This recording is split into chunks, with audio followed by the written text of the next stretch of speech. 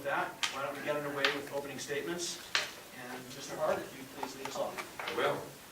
First off, thank you very, very much for having this forum. Carrie, thank you very much. Mary and James, and of course Todd, for having this event. It's something obviously that's important to make these difficult decisions.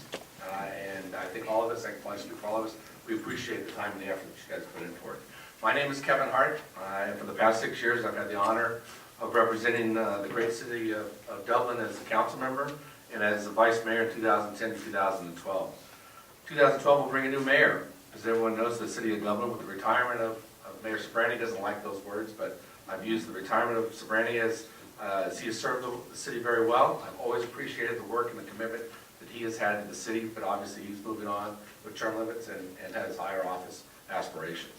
As your mayor, Dublin will continue to be a place where families, can live safely with economic opportunities, good paying jobs, revitalized downtown, improved quality of life, great schools, parks, and where maintaining a high degree of public safety is expected. We must maintain a high degree of public safety, at all times, and have a results-based governance and accomplishments that the Dublin City Council must have a strong vision for the future. We must prepare to make hard choices and difficult decisions today that will affect the entire city far into the future. I'm proud of several accomplishments that that's been directly benefited the residents of the city in the past 6 years. Some of them leading the city through a Great Recession with the worst economic times on record, no employee layoffs during the recession, and a significant reduction of city services, Development of the city's energy action plan, where we replaced all the street lights in the city. Development a new annual report, which I have here if anyone would like to see it, and a 10-year strategic plan that will help us guide, give us a footprint to include capital improvement projects. The development of the city's first 2-year budget, which we've never had before. The development of several new parks, including Fallon Sports Park, Dublin Heritage Park, the museum, and 4 neighborhood parks, and the continued development of Emerald Glen with the design phase of the Aquatic Center in progress. Enhanced improvement community outreach with the development of the new city website is also something that we as a community, I think, have been in front. The next 2 years will bring many challenges to the City Council, such as construction, as I mentioned, the Aquatic Center, initial build-out phase of Camp Parks property, which I don't think we'll be able to talk too much about tonight, urban growth boundary, BART to Livermore, Dublin traffic, school growth and development, and land planning are just a few of the complex issues the city will face in the next few years. It takes strong leadership to face these challenges and the ability to not shy away from hard or difficult decisions. My 8 years as your school board trustee and in the past 6 years as your council member has given me the experience and the knowledge needed to get things done in City Hall. I look forward to what the next, I guess I'm done. That was 3 minutes? That was 3 minutes. It goes by so fast, doesn't it, Kevin? It does. Thank you, Mr. I got that red card, so. Hey, I got it on that TV 30 for him, so we're even. That's true. I'm sorry? Okay. Hi, my name is Casey Hildenbrand. I would like to thank Mary, James, Carrie, and Todd for putting this forum together. This is a new type of forum. We've never had this type of residential input and forum and debate. It's typically done by a nonprofit or a community organization. So thank you for stepping forward. This community is changing, and you are all evidence of that change. I'm going to take the time, instead of reading a speech, to just reintroduce myself to the community and remind you of all the accomplishments that I have done over the time since I moved here to Dublin in 1997. I began as a resident in the audience, like many of you, sitting in the corner over there, listening to the council talk about ice rinks at Emerald Glen. And Mr. Hart here just mentioned that we are moving forward with that. I didn't like the idea that they wanted to put ice rinks at Emerald Glen. I was the only resident in the audience, and I spoke up, and I was challenged by Mayor Houston at that time. He said it was going to happen, and I said, we'll see about that. And in a month, that project was no longer going forward through the City Council, and we have Emerald Glen, and we're moving forward with the Aquatic Center. I began as a grassroots organizer because I believed in the vision that the residents of Dublin who voted to expand it to the east had for this community.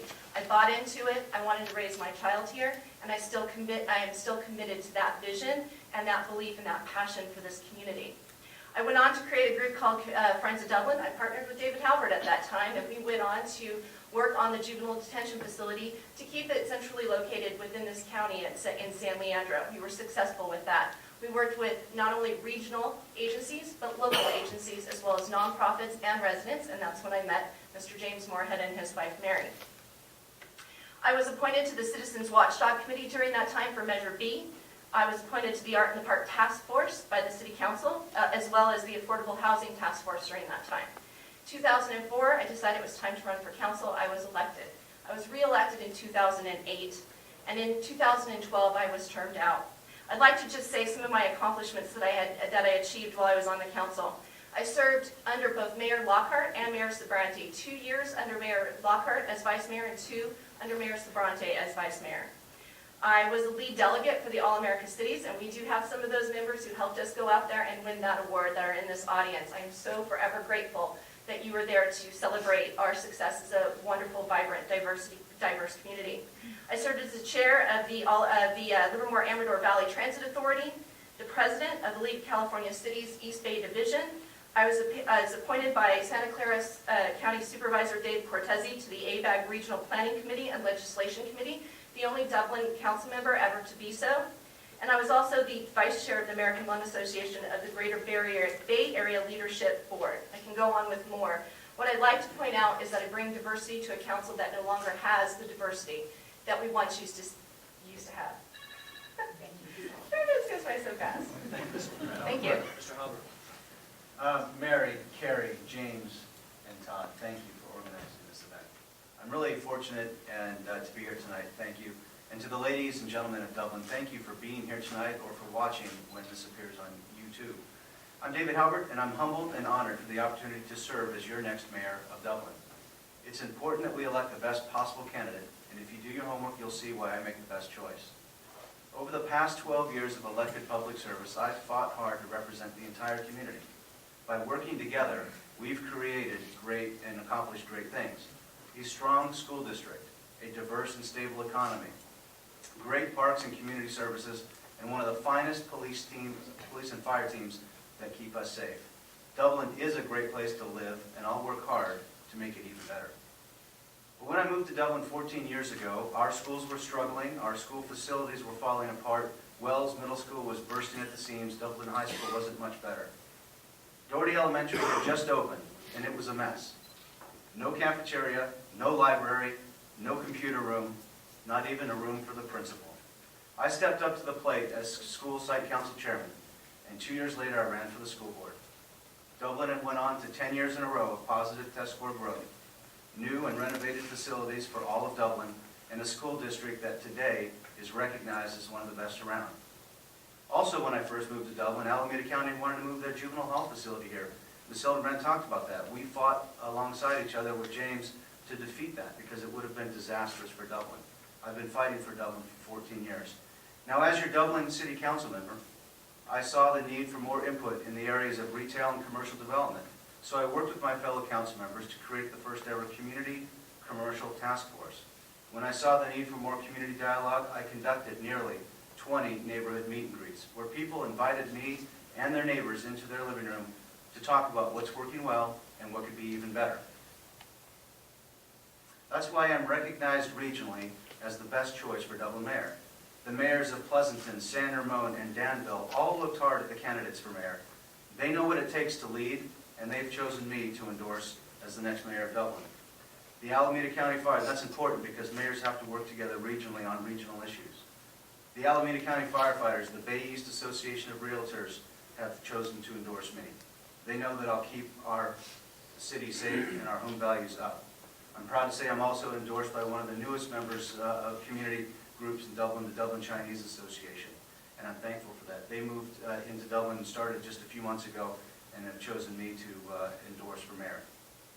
Internally, I'm also endorsed by a majority of the school board and a majority of the water board. My commitment to you is simple. I will always listen to you, I will always work hard for you, and I will never ever take you for granted. I'd be honored to have your support, and I'm here tonight to earn your vote. Thank you. Thank you, Mr. Halbert. Mr. Costello, if you please address the audience for your opening statement. Hello, ladies and gentlemen.